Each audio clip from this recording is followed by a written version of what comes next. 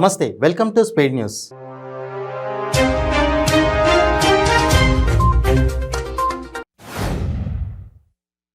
పర్యావరణ హితమైన electric AC బస్సులు ప్రయాణికులకు అందుబాటులోకి రాబోతున్నాయి.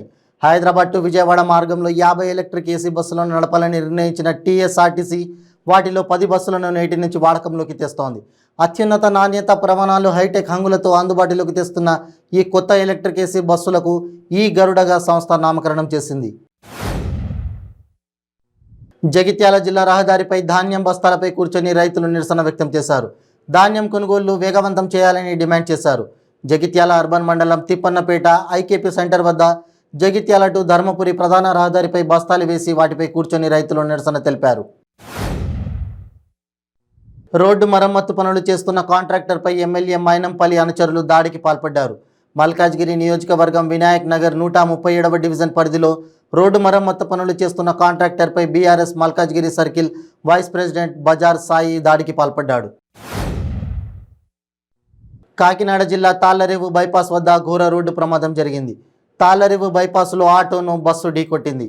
ఆటోలో ప్రయాణిస్తున్న 6 మహిళలు ఘటనా స్థలంలోనే ప్రాణాలు కోల్పోయారు. వీరంతా రొయ్యల ప్రాసెసింగ్ కంపెనీలో పనిచేసే మహిళలుగా గుర్తించారు పోలీసులు.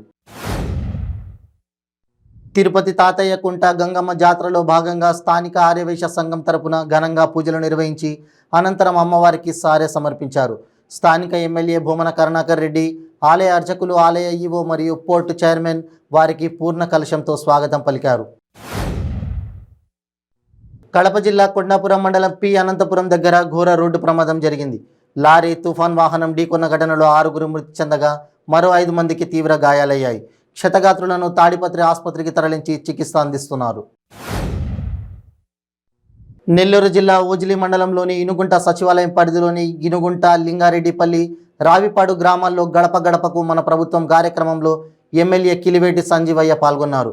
ఆయనకు ప్రజలు, వైఎస్ఆర్సీపీ నాయకులు అపూర్వ స్వాగతం పలికారు. గంగమ్మ జాతర సందర్భంగా తిరుపతి ఎమ్మెల్యే భూమన కరుణాకర్ రెడ్డి ఆధ్వర్యంలో గంగమ్మ భక్తి చైతన్య యాత్ర అత్యంత వైభవోపేతంగా నిర్వహించారు. ఆనంత వీధిలో పూర్వపు తిరుమల ముఖద్వారానికి ప్రత్యేక పూజలు నిర్వహించిన అనంతరం సారెతో భక్తి చైతన్య యాత్ర ప్రారంభించారు. తిరుమలలో తెలంగాణకు చెందిన యువకుడి ఆత్మహత్య కలకలం రేపింది. తెలంగాణ వికారాబాద్ జిల్లా దౌలతాబాద్ మండల్ చంద్రకల్కు చెందిన భగవంత్ రెడ్డి కుమారుడు నరేష్ రెడ్డి 3 రోజుల క్రితం ఇంట్లో గొడవపడ్డాడు. ఆ తర్వాత 3 స్నేహితులతో కలిసి తిరుమలకు వచ్చాడు. అతడు జీఎన్సీ దగ్గర ఉన్న అటవీ ప్రాంతంలోని చెట్టుకు ప్లాస్టిక్ నీటి పైపుతో ఊరేసుకొని ప్రాణాలు తీసుకున్నాడు. టీడీపీ జాతీయ ప్రధాన కార్యదర్శి నారా లోకేష్ చేపట్టిన యువగలం పాదయాత్ర ప్రజాదరణ విశేష స్పందనతో 100 రోజులు పూర్తి చేసుకుంది. దీంతో కర్నూలు జిల్లా ఎమ్మిగనూరులో మాజీ ఎమ్మెల్యే బివి జయనాగేశ్వర్ రెడ్డి లోకేష్ యాత్రకు సంఘీభావంగా టీడీపీ నాయకులు పాదయాత్ర చేపట్టారు. రైతులు ఆరుగాలం కష్టపడి పండించిన చివరి గింజను కొంటామని, ఇటీవల అకాల వానలతో దెబ్బతిన్న పంటలన్నింటికీ ఎకరానికి 10,000 చొప్పున నష్టపరిహారం ఇస్తామని రాష్ట్ర ఎస్సీ అభివృద్ధి, మైనారిటీ, వృద్ధాప్య, దివ్యాంగ శాఖల మంత్రి కొప్పుల ఈశ్వర్ భరోసా ఇచ్చారు. సీఎం కేసీఆర్ నాయకత్వంలోని బీఆర్ఎస్ సర్కార్ రైతాంగానికి ప్రోత్సాహం అందిస్తుందని చెప్పారు. తెలంగాణ కాంగ్రెస్ కమిటీ అధ్యక్షుడు రేవంత్ రెడ్డి ఆదేశాల మేరకు కిసాన్ కాంగ్రెస్ ఆధ్వర్యంలో వడ్ల కొనుగోలు కేంద్రాల వద్ద రైతులకు జరుగుతున్న నష్టాలపై జగిత్యాల జిల్లా కలెక్టరేట్లోని ప్రజావాణిలో కలెక్టర్కు వినతి పత్రం అందజేశారు. గంగమ్మ తల్లికి సారే ఇచ్చే అదృష్టం కలగడం చాలా సంతోషంగా ఉందని రాష్ట్ర పర్యాటక శాఖ మంత్రి ఆర్కే రోజా పేర్కొన్నారు. తాతయ్యగుంట గంగమ్మ తల్లి జాతర సందర్భంగా రాష్ట్ర పర్యాటక శాఖ మంత్రి కుటుంబ సభ్యులతో కలిసి శ్రీ తాతయ్యగుంట గంగమ్మ తల్లికి సారె సమర్పించారు. విజయవాడ పాయికాపురంలో ప్రకాష్ నగర్ సెంటర్లో పుచ్చలపల్లి సుందరయ్య చిత్రపటాలను ఆవిష్కరించి నేతలు, కార్యకర్తలకు సిపిఎం రాష్ట్ర కార్యదర్శి వర్గ సభ్యులు బాబురావు చిత్రపటాలు అందించారు. దక్షిణ భారత కమ్యూనిస్టు ఉద్యమ నిర్మాత పుచ్చలపల్లి సుందరయ్య 38వ వర్ధంతి కార్యక్రమాలు మే 19న వాడవాడన ఇంటింటా జరపాలని ఆయన పిలుపునిచ్చారు.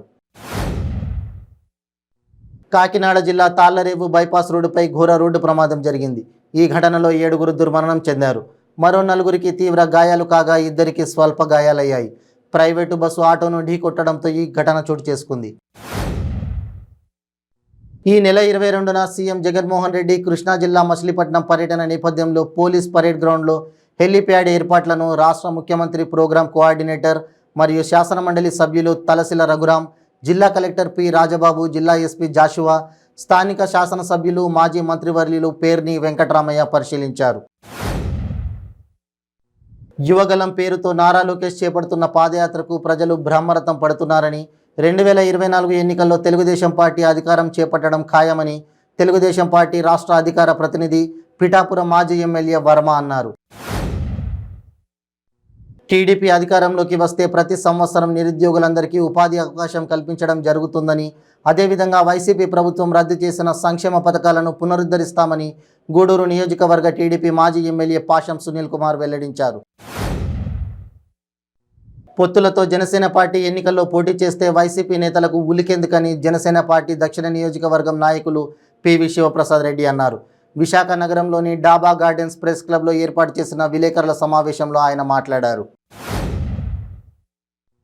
మహిళా రెజ్లర్ల న్యాయ పోరాటానికి మద్దతు ఇస్తూ విశాఖ జిల్లా కలెక్టర్ కార్యాలయం వద్ద మహిళా సంఘాలు, పౌర ప్రజా సంఘాల ఐక్య వేదిక నిరసనకు దిగాయి.